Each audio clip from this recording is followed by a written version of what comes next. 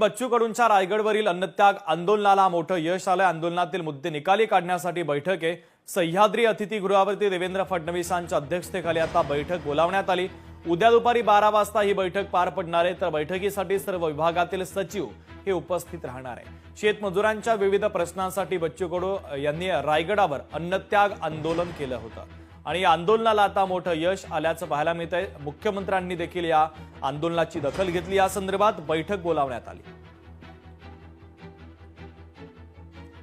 सूरज 10 आपले प्रतिनिधी आपल्याशी जोडले जातात। या बातमीच्या संदर्भातले अधिकचे अपडेट्स देण्यासाठी सूरज, बच्चू कडू यांनी रायगडवर अन्नत्याग आंदोलन केलं होतं। खरं तर त्यांच्या अनेक मागण्या होत्या। त्यांच्या आंदोलनाची आता देवेंद्र फडणवीसांनी दखल घेतली। या संदर्भातली उद्या 12 वाजता एक बैठक बोलावण्यात आलेली आहे। महत्त्वाचे अपडेट नेमके काय आहे?